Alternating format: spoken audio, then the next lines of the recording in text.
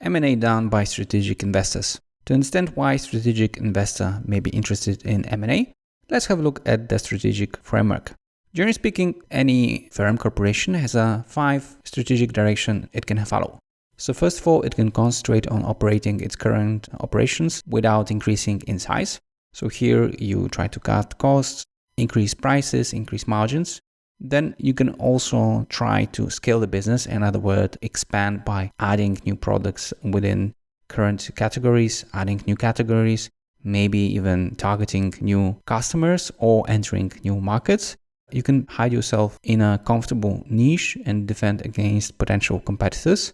So for example, you can become a low-cost player. Another option is to gradually transform your business and change the business model.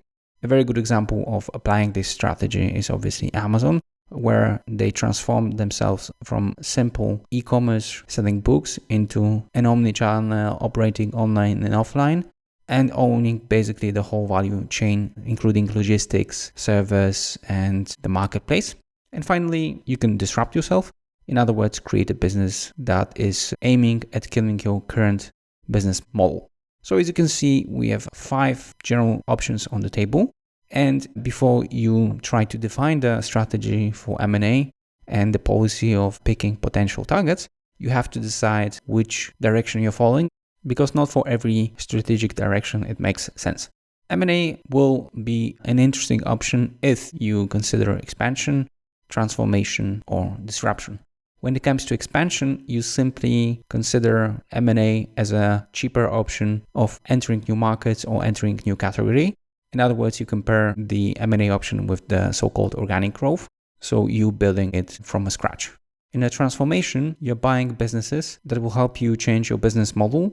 Again, if we look at the Amazon, they bought a lot of offline businesses in order to be able to compete with Walmart at some point. In the case of disrupting yourself, you're buying simply your potential competitors, a company that has a technology that will help you fight with your current or future competitors. So your strategy of M&A will also depend on which direction you take, and you will be obviously having different criteria for selecting potential targets. So in short, first try to discover which strategic direction the company is following, and then try to see what makes sense within this strategic direction.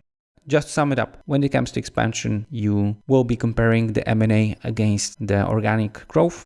In transformation and disruption, you will be trying to figure out what will be the positive impact of buying certain competitor against the negative scenario where you don't buy them. So that's in short. Let's move on to the benefits that the strategic investor may enjoy when he's doing M&A.